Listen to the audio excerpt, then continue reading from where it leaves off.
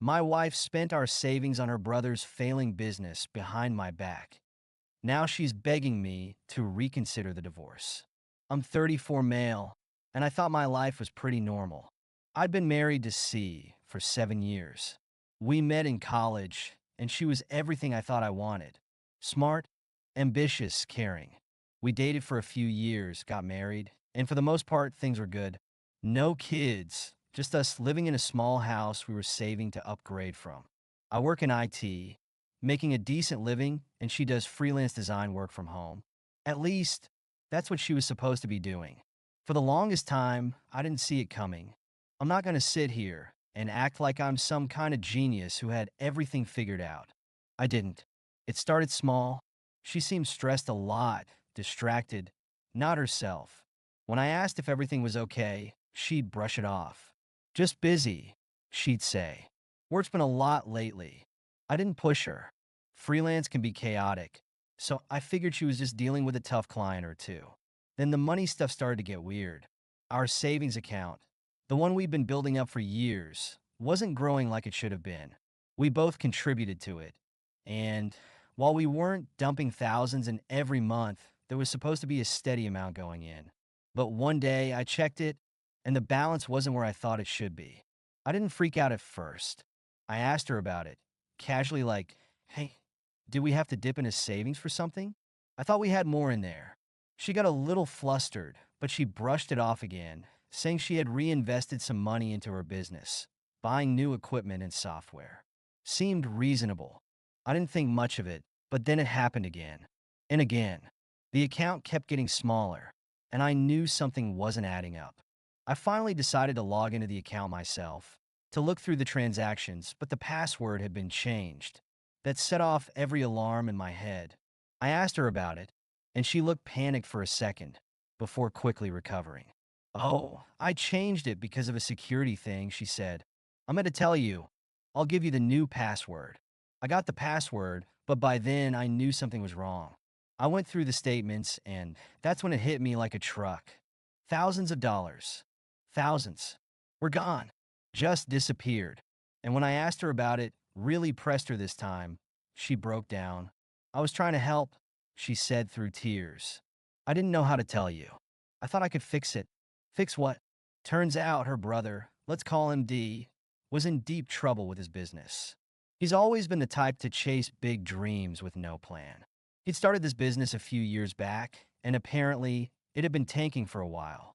Instead of letting it fail, he went to C and begged for help.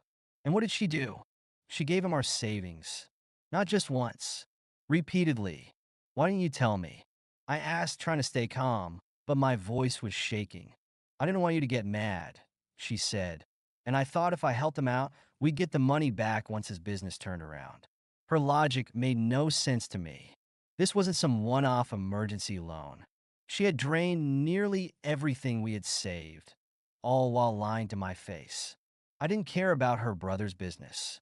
I cared about the fact that she had done this without telling me, without even considering talking to me about it. How much? I asked, my heart pounding. She couldn't look me in the eye when she told me the number. Over $50,000. Gone. I don't remember exactly what I said after that. It was probably a mix of disbelief and anger. She kept saying she was sorry, that she didn't mean for it to go this far, that she thought she could handle it. But all I could think about was how long this had been going on. How many months, years even, had she been lying to me? How many times had I asked her about the money, and she just lied straight to my face? We didn't talk much for the rest of that night.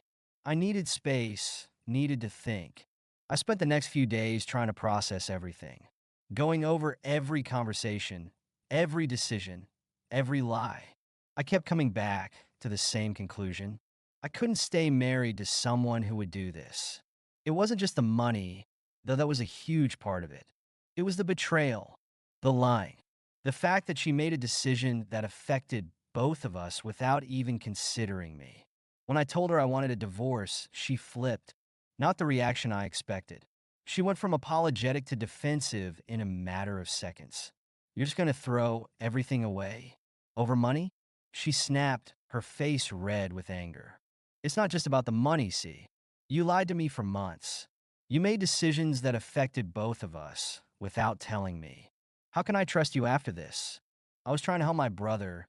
She yelled like that justified everything. I did what I thought was best for my family.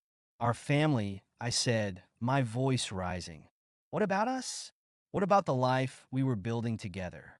You didn't even give me a chance to have a say in this. She didn't respond to that. She just kept pushing, trying to make me feel like I was the one being unreasonable. You're really going to blow up our marriage over one mistake? You're going to leave me because I tried to help someone? One mistake? I repeated, incredulous. You drained our entire savings and lied about it for months. That's not one mistake, see. That's a pattern of lies and betrayal. Her face twisted into something I hadn't seen before, resentment maybe. You're being dramatic, she said coldly. We can rebuild the savings. It's not the end of the world. I stared at her speechless. She really didn't get it. She didn't understand that it wasn't just about the money. It was about trust. Without trust, what's left in a marriage? I told her I wasn't changing my mind. That's when she started playing dirty. She went to her parents, her sister, her whole family, telling them I was abandoning her. She spun the story to make me look like the bad guy, conveniently leaving out the part where she'd secretly funneled our savings to her brother's failing business. Suddenly, I was getting calls from her mom, her sister, even her brother, who, by the way, had no shame in asking me if I'd loan him more money to save his business. I hung up on him before I said something I'd regret. C's family kept trying to get me to reconsider. Her mom called me, saying, she made a mistake, but she's your wife. You can't just leave her over something like this. Does she even tell you what she did? I asked, cutting her off. Well, she said she was helping Dee, and things got a little out of control, but she lied to me for months. I said, my voice hard. She drained our savings without telling me. She let her brother bleed us dry while lying to my face. So no, I'm not just leaving her over something like this. She broke my trust. Her mom went quiet after that. I think she finally understood how bad it really was. But C wasn't done.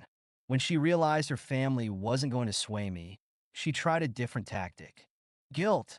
She'd cry, saying she'd fix everything, that she'd get the money back, that she couldn't believe I was throwing away our marriage over a little mistake. It's not a little mistake, I'd tell her, over and over again.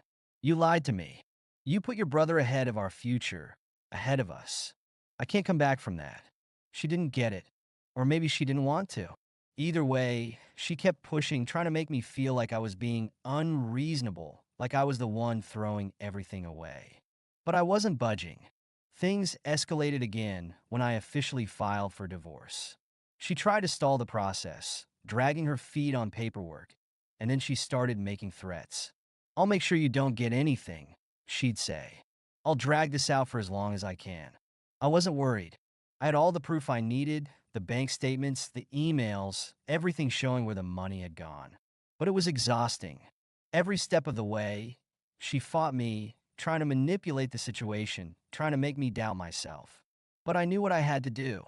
I got a lawyer, locked down my finances, and made sure she couldn't pull any more stunts. The divorce process was ugly, but eventually it started moving forward. She still calls me sometimes, begging for forgiveness, saying she'll make it up to me. But I'm done. I can't be with someone who doesn't understand what trust means.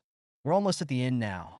The divorce is close to being finalized, and I'm ready to move on. She still tries to reach out, begging for another chance.